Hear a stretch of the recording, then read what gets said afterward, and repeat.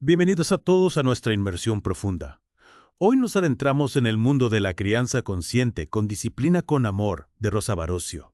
Un libro que nos invita a reflexionar sobre cómo poner límites sin perdernos en la culpa. Exacto, esa búsqueda del equilibrio. Rosa Barocio, con su inmensa experiencia con niños y familias, nos plantea una pregunta clave. ¿Cuál? Podemos educar con firmeza pero sin dejar de lado el cariño. Una pregunta que resuena con muchos padres, estoy segura. De hecho, en la introducción del libro, Barocio comparte una anécdota que lo ilustra a la perfección. ¿Te refieres a la madre de Cancún? Sí, la que le envía un fax, pidiéndole consejo para disciplinar a su hijo. Imagínate la desesperación, buscando ayuda hasta en otro país. Totalmente. Y es que la búsqueda de estrategias de crianza efectivas y a la vez amorosas es algo universal. Lo interesante es cómo Barocio lo aborda, ya desde los títulos de los capítulos con esas paradojas que invitan a la reflexión. ¿Cómo cuáles? Cómo proteger sin asfixiar, cómo ayudar sin invalidar. Me encanta esa idea de la paradoja. Nos desafía a cuestionar nuestras ideas preconcebidas sobre la disciplina. Totalmente.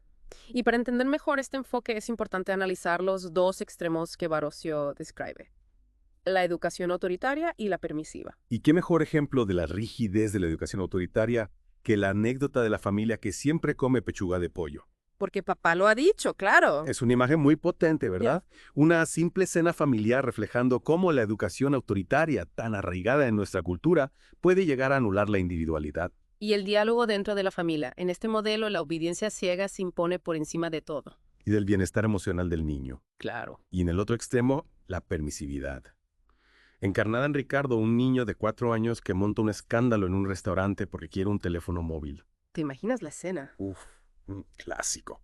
Ricardo nos muestra cómo la permisividad, aunque impulsada por un deseo de integración e igualdad, puede llevar a situaciones donde las necesidades del niño eclipsan las de los adultos. Es como si el péndulo hubiera oscilado de un extremo a otro. ¿No crees? De la obediencia absoluta a la falta total de límites. Precisamente. Y ante esta dicotomía surge la pregunta clave. ¿Dónde está el equilibrio? Exacto, ¿cómo encontramos un punto medio entre la autoridad y la permisividad? Y aquí es donde Barocio nos propone la desobediencia inteligente. ¿Pero qué significa exactamente? Para entenderlo, Barocio nos invita a observar a un niño que se niega a comer sandía. Un niño que no quiere sandía. Sí. La pregunta ¿es un simple capricho o hay una necesidad genuina detrás de su negativa? Es fácil caer en la trampa de pensar que solo se están portando mal. Cuando en realidad a veces esa desobediencia puede ser una forma de expresar una necesidad que no estamos viendo. Claro, tiene sentido. La clave está en saber diferenciar entre un deseo pasajero y una necesidad real para su bienestar. Y esto me recuerda al caso de Jerónimo, un niño de 4 años que cree haber ido a preescolar. Aunque nunca asistió. Exacto.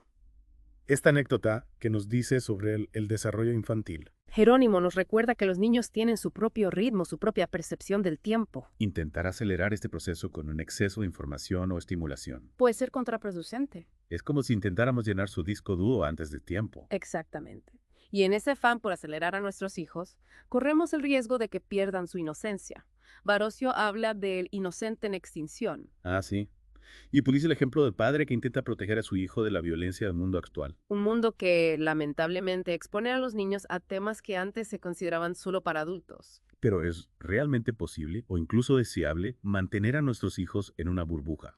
Ese afán de protección, aunque bien intencionado, puede impedir que desarrollen la resiliencia, las herramientas para afrontar los desafíos. Claro, es como si construyéramos una burbuja a su alrededor. Pero esa burbuja, tarde o temprano, se romperá. Y cuando eso suceda, estarán desprotegidos. Al final, la sobreprotección puede ser tan perjudicial como la negligencia. Totalmente de acuerdo. Y además de la sobreprotección, Barocio también critica la sobrecarga de actividades. El precio que pagamos por la prisa, como ella lo llama. Esa prisa constante, esa necesidad de llenar cada minuto del día con actividades, nos aleja del presente, tanto nosotros como nuestros hijos. Impide que conecten con su mundo interior, con su propio ritmo. El juego libre, las rutinas, son esenciales para que se desarrollen a su propio ritmo, sin presiones. Y hablando de rutinas, llegamos al tema del sueño. ¿Cuántos padres luchan por conseguir que sus bebés duerman toda la noche? Barocio analiza este tema desde diferentes ángulos. ¿A qué te refieres? Por un lado, la necesidad legítima de los padres de descansar. Por supuesto. Pero también explora las motivaciones ocultas que pueden estar detrás de esta lucha. ¿Cómo cuáles? La comodidad, el miedo a perder el cariño del niño. A veces, por miedo a que nuestros hijos no nos quieran, cedemos a todas sus demandas. Y terminamos agotados. Y frustrados. Exacto. Y para ilustrar este punto, Barocio nos presenta al hombre lobo, ese padre que solo se siente libre cuando su mujer se va. Una metáfora muy potente, ¿verdad? Sí, me impactó mucho esa imagen. Representa la lucha interna de muchos padres, priorizando las necesidades de sus hijos por encima de las suyas. Y nos lleva a un punto clave, la importancia del autocuidado. Cuidarnos a nosotros mismos para poder cuidar mejor a nuestros hijos. Esa es la base de la educación consciente. Y para profundizar en este modelo es importante analizar la figura del padre malvavisco. El padre permisivo. Sí, el que evita poner límites por miedo o culpa. Aunque a simple vista parezca una muestra de amor, esta actitud puede llegar a perjudicar a los niños. Claro. Los niños necesitan límites claros para poder desarrollarse de forma sana. La falta de límites les genera inseguridad y confusión. Exactamente. Y en el otro extremo tenemos al niño demandante, ¿no? Sí, caracterizado por su impaciencia, frustración y dificultad para tolerar la espera. Barocio lo describe como el síndrome del niño consentido y nos ofrece ejemplos muy gráficos, como el de Samantha, cuyo hijo monta una pataleta en una cafetería porque no le compre lo que quiere. O el de Agustín, que tira al suelo la cesta de la compra porque su madre no le deja coger más golosinas. Ejemplos que nos muestran que, aunque a corto plazo estos niños parezcan conseguir lo que quieren, a la larga pagan un alto precio. Desarrollan dificultades para relacionarse, para gestionar sus emociones, para tolerar la frustración. Y aquí es donde surge otro problema, la apatía. Barocio nos habla de Alexis, un niño que descuida sus estudios y se pasa el día viendo la televisión. ¿Cómo se relaciona la apatía con la crianza? En muchos casos, la apatía es un mecanismo de defensa. Ante la sobreestimulación a la que están sometidos hoy en día, Se desconectan para protegerse. del exceso de información, de estímulos, Y frente a esta problemática, Barocio nos propone la educación consciente, un modelo que busca el equilibrio entre la autoridad y la permisividad. basado en 4 pilares fundamentales. Expectativas, capacitación, aliento y confianza. Me encantaría explorar esos pilares en detalle. Empezamos por las expectativas. Por supuesto. Las expectativas son la base sobre la que construimos nuestra relación con nuestros hijos. Pero, ¿qué tipo de expectativas son las más beneficiosas para ellos? Barocio nos habla de 2 tipos de expectativas, las cerradas y las abiertas. Las cerradas son rígidas, limitantes. Basadas en juicios y comparaciones. Exacto. Mi hijo tiene que ser el mejor de la clase. Mi hija tiene que ir a la universidad. Es como si intentáramos encajarlos en un molde sin tener en cuenta su individualidad. Y esto genera frustración, tanto en el niño como en los padres. Claro. En cambio, las expectativas abiertas son flexibles. Se adaptan al niño, lo acompañan en su proceso. Quiero que mi hijo sea feliz. Quiero que mi hija descubra sus talentos. Quiero que mi hijo sea una persona íntegra. Perfecto. Son expectativas que se centran en el bienestar del niño, en su crecimiento personal, No se trata de renunciar a nuestras aspiraciones para ellos. sino de flexibilizarlas, permitir que ellos tracen su propio camino. Es como si les diéramos un mapa, pero les permitimos explorar y encontrar sus propios tesoros. Exacto. Y para cultivar este tipo de expectativas es fundamental que aprendamos a manejar la frustración. Tanto la nuestra como la de nuestros hijos. Claro. La frustración es inevitable en la vida. Tanto para nosotros como para nuestros hijos. Totalmente. La cuestión no es evitarla, sino aprender a gestionarla de manera constructiva. ¿Y cómo podemos enseñarles a manejar la frustración? En primer lugar, siendo nosotros mismos un modelo a seguir. Si nos mostramos pacientes y resilientes. Ante los obstáculos, ellos aprenderán a hacer lo mismo. Es decir, que la educación empieza por uno mismo. Exactamente. Y otro aspecto fundamental es validar sus emociones. Cuando un niño se frustra, no le digamos, no es para tanto. No te pongas así, ya se te pasará. Estas frases, aunque bien intencionadas, invalidan sus sentimientos. Es como si le dijéramos que sus emociones no son importantes. Claro. En lugar de negarlas, validémoslas. Entiendo que te sientas frustrado. Es normal que te enfades cuando algo no sale como quieres. Y una vez que hemos validado sus emociones, ¿qué hacemos? Podemos ayudarle a buscar soluciones.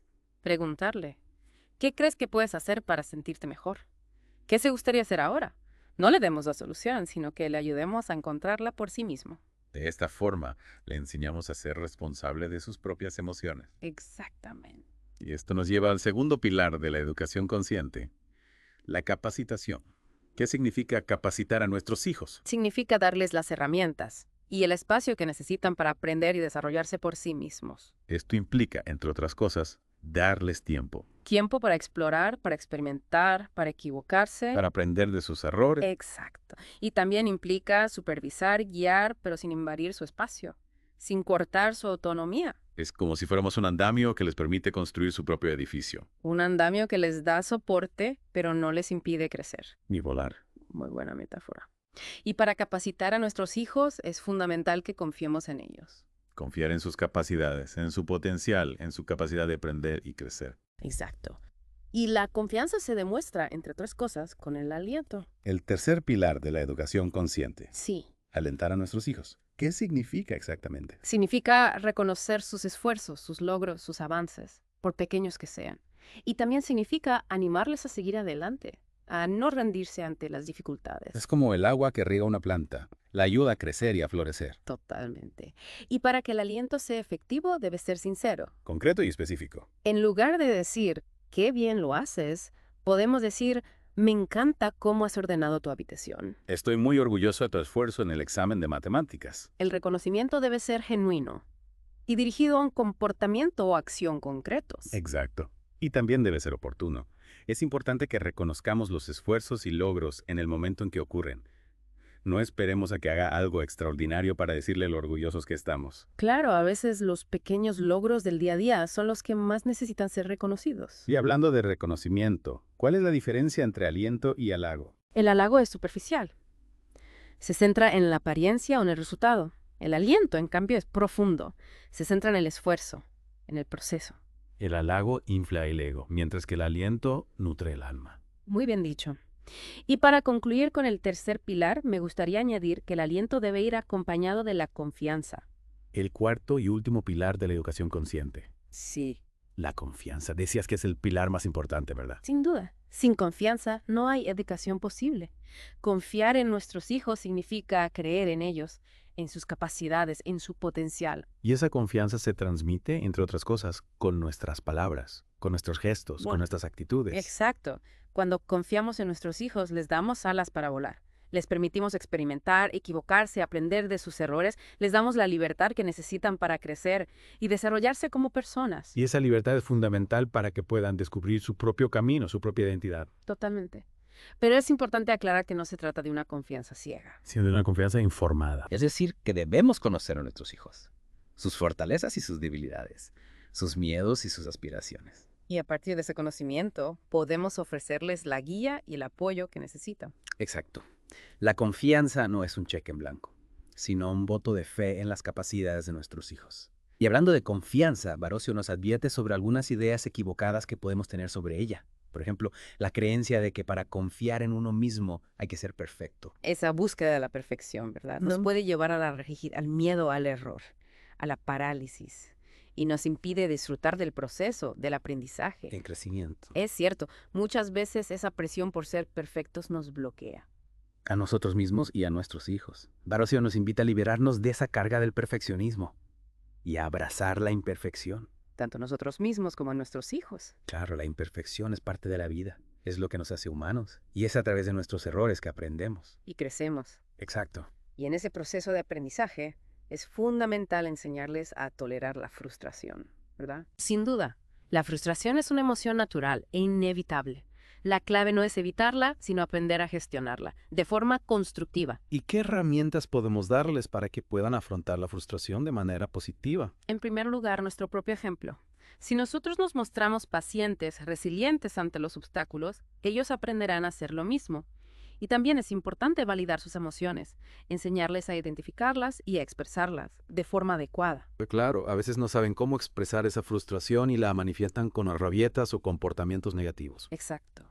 Por eso es importante enseñarles a poner nombre a sus emociones y a buscar formas saludables de canalizarlas. Y otra idea equivocada sobre la confianza es creer que hay que tenerla siempre, que no podemos tener momentos de duda o inseguridad. Es decir, que no podemos permitirnos ser vulnerables. Exactamente, esa es una creencia limitante. La confianza es como un músculo que se fortalece con el ejercicio, pero también necesita momentos de descanso. Es normal que haya momentos en que nos sintamos más inseguros, más vulnerables. Lo importante es que no nos dejemos paralizar por el miedo. Y ahí es donde entra nuestro papel como modelos a seguir, ¿verdad? Si les mostramos que podemos afrontar los desafíos con seguridad y confianza, aunque tengamos momentos de duda, les estaremos dando una valiosa lección. Totalmente. Y para terminar con este tema de la confianza, me gustaría destacar la importancia del autoconocimiento.